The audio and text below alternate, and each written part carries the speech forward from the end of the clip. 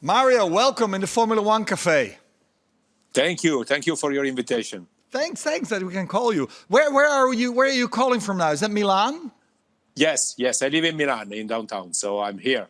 Okay, so how's the situation in Milan? Because you're in the center of everything. Yeah, true, but it looks like it is going better now. We had the last few weeks that were not the best. We are still in lockdown, but numbers are telling us that the situation is improving. So I want to be positive. So what does the lockdown in your area mean? You can only go out to go shopping, to get groceries, or? Nothing is everything is closed. We can go out just for shopping. I mean, buying food or what is necessary to live. You can go out just for work if it's necessary. If you cannot organize it in a different way, like smart working.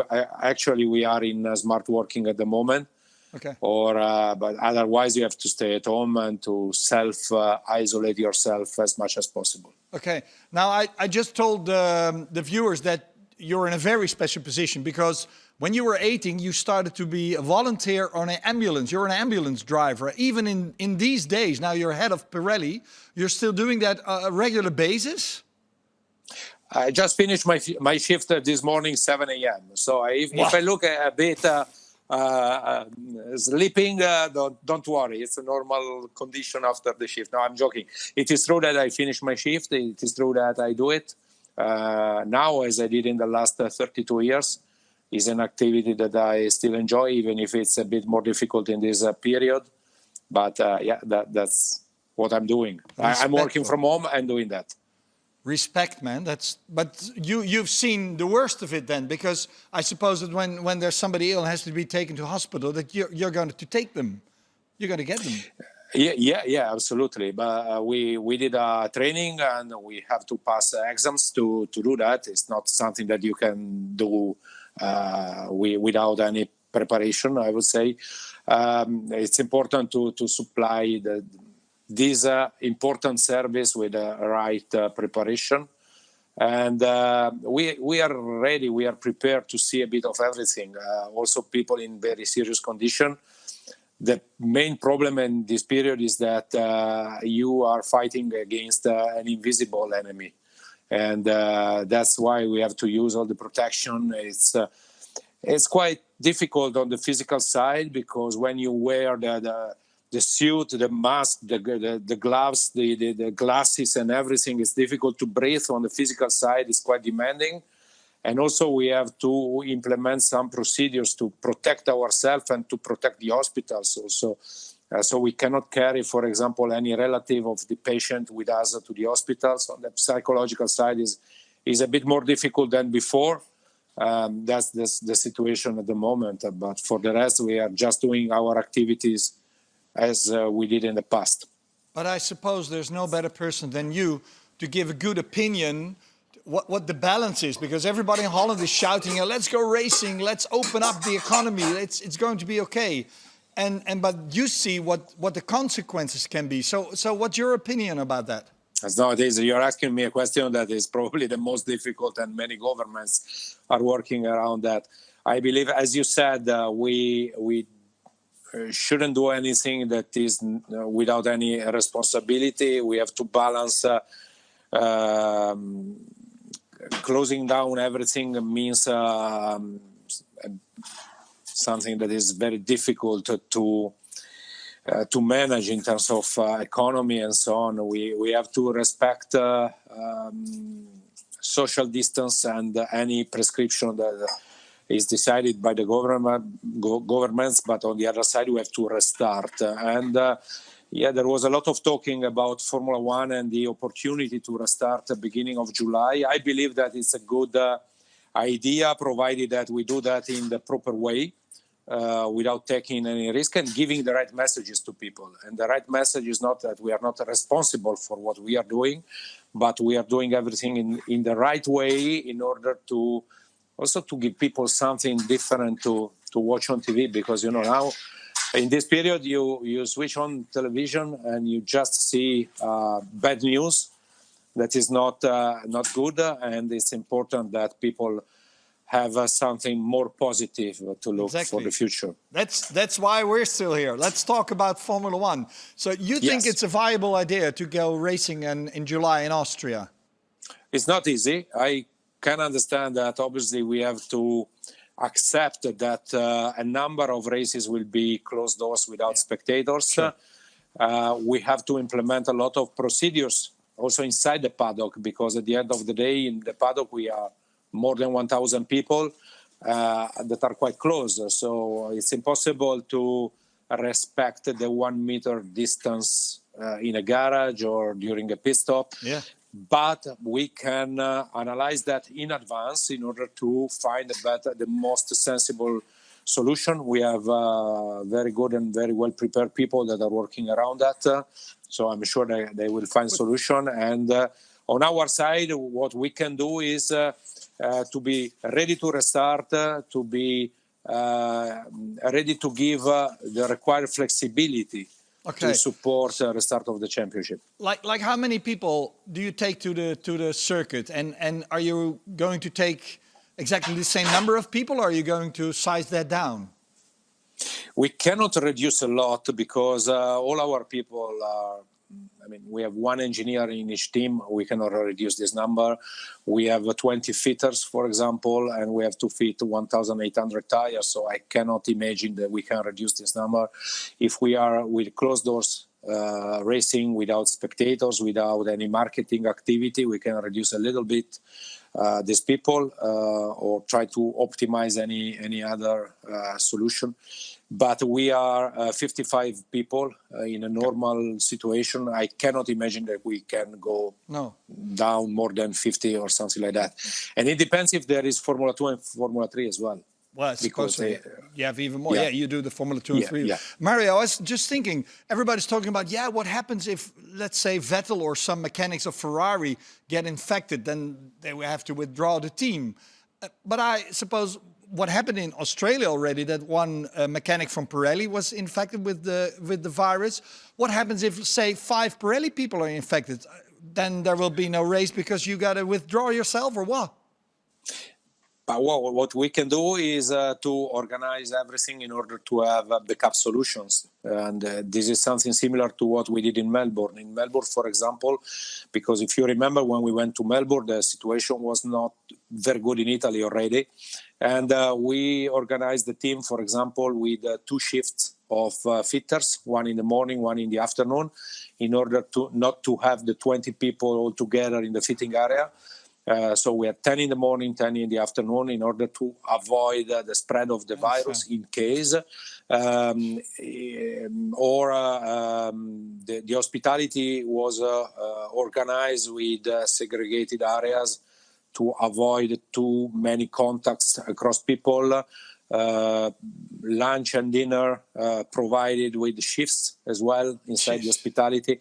Any other idea that can limit the infection. But if you hear, that is what we can do. If you hear all like this, man, we got to be crazy that we want to go racing this much so that we can take all these precautions. I mean, because it's almost too much. Oh, we have to. We are fully aware of the fact that we cannot go to Austria in July and race as normal. No. This is clear. No. We have to analyze in detail any aspect and consider everything, like test to all the people, like keeping the people in dedicated hotels without sharing with other customers, for example. Anything. If you start from the beginning, from when you leave your headquarters to the circuit, you have to consider any single movement. And also when you are in the paddock, if you were mentioning if there is a case of somebody that is positive, we need to know exactly the number of people that he was in contact with and take any other action to test the people and so on. It's like a military operations. And now I've heard that the Formula One tires are produced in Turkey. I suppose the factory is closed as well there. So how much notice do you need to produce the tires? Yeah. Actually, they are producing in Romania. Turkey Romania. is the backup factory. It doesn't matter. The situation is not very different. We have some tires in stock. Consider that the tires that were delivered to Bahrain, Vietnam, and China are available. They were traveling in thermocontrol containers, so they are like in a warehouse. It's not different from a warehouse. We can keep them and use them. At the same time, we were producing tires for another couple of races in preparation, because you know that we produce them in advance, 14 weeks in advance for overseas events and 8 weeks in advance for European events. So we have quite a good number of tires in stock, and we can use them at the restart. But I can imagine we will have a difficult situation at the restart. Yeah, but then you don't have the compounds specific for that circuit, because they're made for Vietnam and not for Austria. True, we have 5 compounds in our range. I can imagine that having tires for already produced for a number of races, we can find also the right compound to supply tires in Austria. We are going to reopen the factory soon, so if we need to produce extra tires, we can do that. 8 weeks. What is not in 8 weeks. We have to speed up the process. Obviously, we need to. When I was talking about flexibility, I was just referring to that. We need to be ready to restart.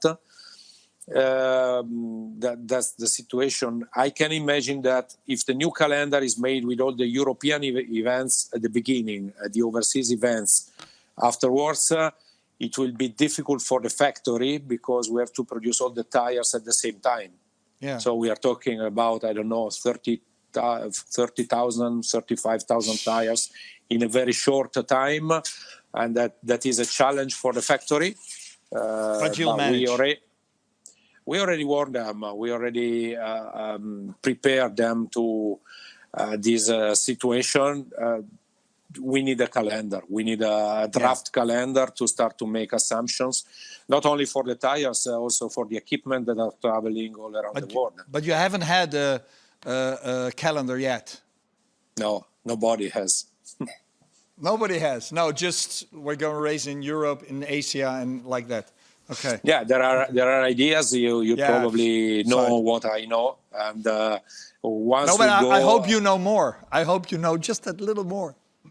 No, not really, but not because I don't want to share it with you, but just because I can imagine how difficult it is for FIA and FOM to put together a calendar. It's something that is changing every day, and I'm sure we will have a better information in 1 week or so. But I don't think we will have a full calendar in so short time. No. There are so many differences across countries. Can you imagine, for example, the situation now in the United States? Can you say now that we are going to race in Austin? I don't know. Brazil, no. In Brazil, in Russia. Yeah, it's getting worse there. And now, this should have been the weekend of the first Grand Prix of Zandvoort. It's not going to happen, probably not even this year.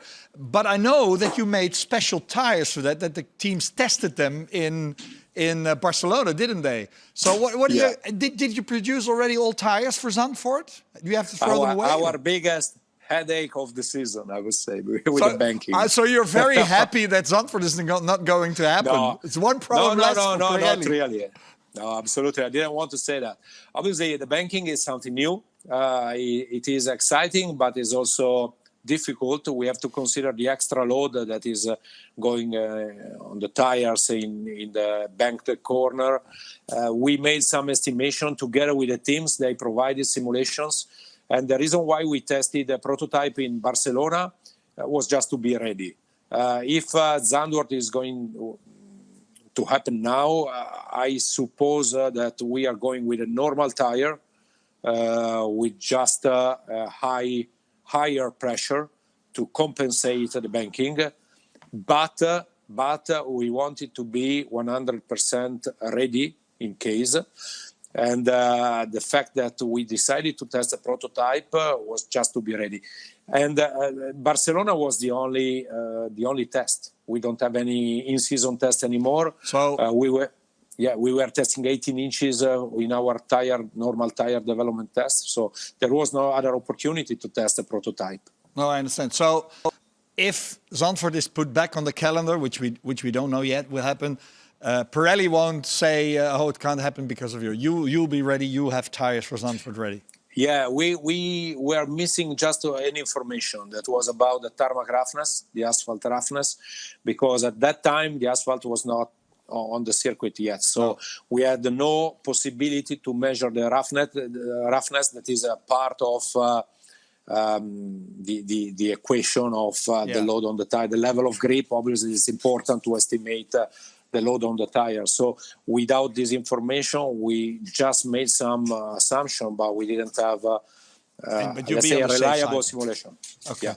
Mario, thank you very much. We hope to see you in Austria and as soon as possible. And good luck with all your work on the ambulance. Very much, I respect that very much, that work. Thank you very much. Thank you for your invitation, and hopefully see you in Austria. See you. Thank you. Thank you. Bye.